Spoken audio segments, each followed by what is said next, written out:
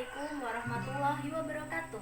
Selamat pagi, Om Swastiastu, Namo Buddhaya, Salam Kebajikan, Salam Sujud Karene Malempang, Adil Katalino, Bacuramin, Kasaruga, Basengat Kajubata, Arus, Arus, Arus.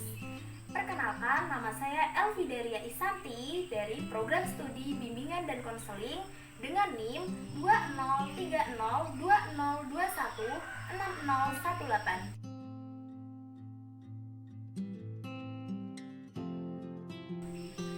Dalam menjalankan suatu profesi pasti diperlukan suatu aturan, pedoman, dan perbuatan yang dijadikan dasar seseorang untuk melakukan profesinya atau yang disebut dengan kode etik. Jadi pada materi kali ini saya akan menjelaskan tentang kode etik profesi bimbingan dan konseling. Langsung saja kita ke pembahasannya, yuk check this out.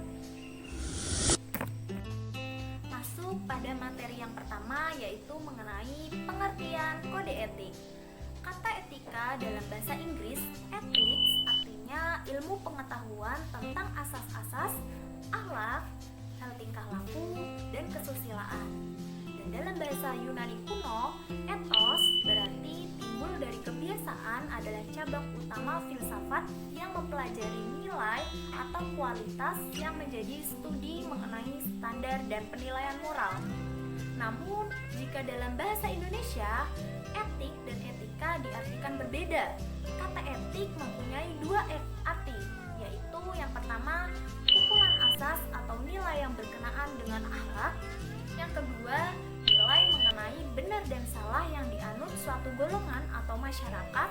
Sementara etika adalah ilmu tentang apa yang baik dan apa yang buruk, dan tentang hak dan kewajiban moral atau akhlak. Sedangkan kata profesi diartikan sebagai bidang pekerjaan yang dilandasi pendidikan, keahlian, keterampilan, kejujuran tertentu. Jadi, dapat disimpulkan bahwa kode etik adalah norma-norma yang harus diindahkan oleh setiap tenaga profesi dalam menjalankan tugasnya dan dalam kehidupan di masyarakat. Norma-norma itu berisi apa yang tidak boleh dilakukan dan apa yang seharusnya dilakukan, dan apa yang diharapkan dari tenaga profesi. Tujuan adanya kode etik profesi yaitu yang pertama, untuk menjunjung tinggi martabat profesi. Yang kedua, untuk menjaga dan memelihara kesejahteraan para anggota. Yang ketiga, untuk meningkatkan pengabdian para anggota profesi. Yang keempat, untuk meningkatkan mutu profesi. Yang kelima, untuk meningkatkan mutu organisasi profesi.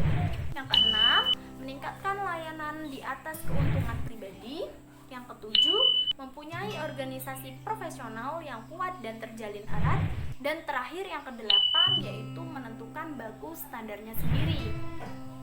Nah, kode etik ini juga diperlukan oleh seorang konselor atau guru BK loh, yang mana kode etik profesi konselor Indonesia adalah landasan moral dan pedoman tingkah laku profesional yang dijunjung tinggi, diamalkan dan diamankan oleh setiap anggota profesi bimbingan dan konseling Indonesia. Nah, jadi kode etik profesi konselor itu merupakan suatu pedoman hidup atau norma-norma yang harus dijalankan dan dijunjung tinggi oleh setiap tenaga profesi bimbingan dan konseling. Yang mana norma itu berisi tentang apa yang boleh dilakukan oleh seorang konselor dan apa yang tidak boleh dilakukan oleh seorang konselor.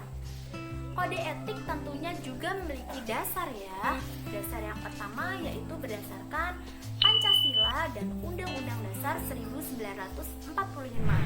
Yang kedua yaitu Undang-Undang Nomor 20 Tahun 2003 tentang Sistem Pendidikan Nasional yang berbunyi pendidik merupakan tenaga profesional yang bertugas merencanakan dan melaksanakan proses pembelajaran, menilai hasil pembelajaran, serta melakukan penelitian dan pengabdian kepada masyarakat, terutama pendidik pada perguruan tinggi. Yang ketiga, Peraturan Pemerintah Republik Indonesia Nomor 19 Tahun 2005 tentang Standar Nasional Pendidikan yang terdapat pada pasal 28 ayat 1, 2, dan 3. Yang keempat yaitu Peraturan Menteri Pendidikan Nasional Republik Indonesia Nomor 27 Tahun 2008 tentang Standar Kualifikasi Akademik konselor. Nah, fungsi utama kode etik profesi ini adalah menjadi seperangkat prinsip dan norma moral yang mendasari pelaksanaan tugas dan layanan profesional konselor dalam kaitannya dengan konseling berdasarkan nilai agama, pendidikan sosial, etika, dan kemanusiaan. Dalam profesi konselor pun, pelanggaran kode etik masih banyak ditemukan loh. Pelanggaran kode etik konselor yang kerap terjadi yaitu pertama, bentuk pelanggaran terhadap konseling. Misalnya, menyebarkan atau membuka rahasia konseli kepada orang yang tidak terkait dengan kepentingan konseli. Yang kedua, bentuk pelanggaran terhadap organisasi profesi. Misalnya, tidak mengikuti kebijakan dan aturan yang telah ditetapkan oleh organisasi profesi. Yang ketiga, yaitu bentuk pelanggaran terhadap rekan sejawat dan profesi.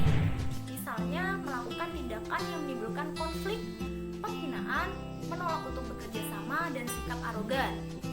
Nah, jika tadi ada pelanggaran, pastinya ada sanksi. Sanksi yang dapat diberikan bagi pelanggar kode etik yaitu yang pertama, memberikan teguran secara lisan, yang kedua, memberikan surat peringatan berbentuk SP1 dan 2 secara tertulis, yang ketiga, pencabutan keanggotaan APKIN dengan tidak hormat, dan yang keempat yaitu pencabutan lisensi bagi yang berpraktik mandiri atau dikeluarkan dari lembaga tempat ia bekerja. Apabila terkait dengan permasalahan hukum atau kriminal, maka akan diserahkan pada pihak yang berwenang. Sekian pemaparan materi dari saya. Kurang lebihnya saya mohon maaf. Akhir kata, wassalamualaikum warahmatullahi wabarakatuh. Selamat pagi.